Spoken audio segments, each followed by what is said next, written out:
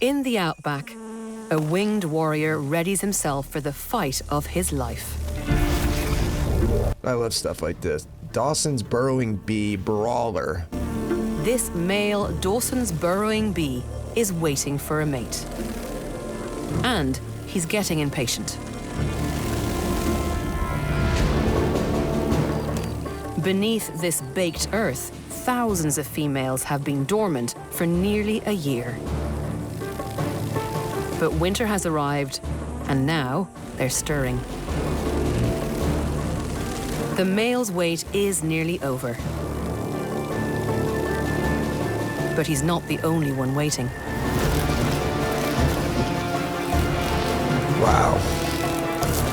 Male burrowing bees feverishly patrol 10,000 entrances to this colony.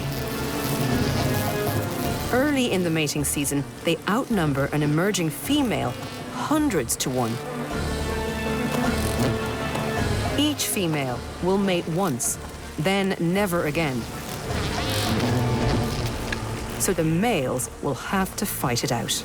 Wow, those stakes are high. Each female mates once and never again. You got an army of males waiting outside of the burrow for them to emerge. This ought to be good. It's so interesting because usually we always think about bees always behaving as a coordinated group. It's like pure communism where everybody just like helps everybody in perfect unison. And now we're being introduced to something where no, in order for the bee species to survive, there has to be competition amongst the males to achieve mating success.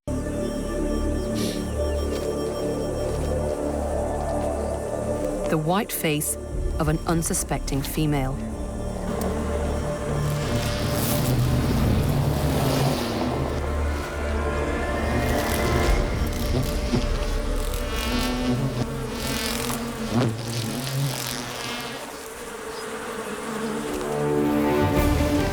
Boom, that's it? It's that fast?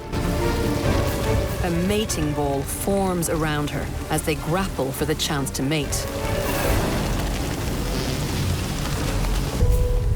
I mean, this is a little crazy if you're thinking about this in context of other animal species. Something like this is almost like horrifying. It's kind of crazy. So they call it a mating ball, and you've got multiple males all fighting on top of the female for access how to bees mate. Let's go look up bee mating. Virgin queen bees fly to a specific area and mate with multiple male drones in flight. And it's a swift and fatal event for the drones. What about bee reproductive structures? Bees have different reproductive organs depending on whether they are a queen, a drone, or a worker bee. The queen and drone have fully developed reproductive systems, while worker bees have dormant. The queen has a pair of ovaries shaped to produce eggs. So drone bees or bees can have testes, and they have something called an endophallus, an internal reproductive organ that is everted during mating. So bees do have the equivalent. Drone's penis. Look at that. Isn't that cool? That's crazy. That's the endophallus, huh? So you squeeze on the back of a honeybee and you can get the endophallus to emerge. Males attack rivals using their powerful jaws and spiny legs.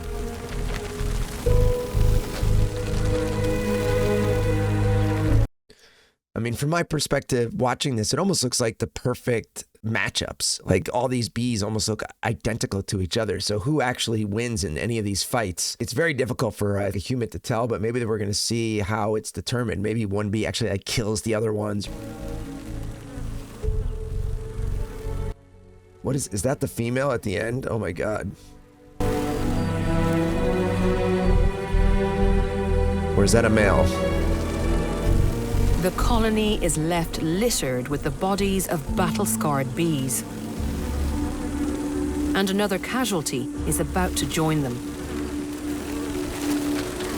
This brawl has got dangerously out of control.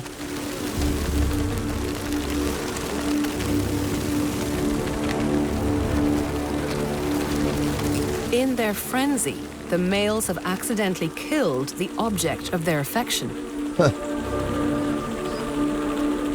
Was it really an accident? That's kind of hard to understand how that is successful as a reproductive strategy, because if the female just dies, that doesn't seem like a good reproductive strategy, that the males all attack the female and kill the female in the process of mating and trying to pass on their genes. Seems like a dead end. All right, once mated, the females build their nest and provision their brood cells. So the female, I guess, is designed to survive the mating and then build the nest. And just sometimes the female just doesn't make it because it's such a vicious fight. The key is the male and the female need to find each other quick and escape someplace where not a whole army of other men can jump in. So here they are, tending to their nests. A nesting aggregation of thousands of burrowing bees. Wow, look at that. That is pretty cool. Well, I just love the way a good nature video can really give you some perspective about how you fit into the world and the universe around you. And believe it or not, bees are in the animal kingdom and so are humans. So consider that for a moment, and I'll see you next time.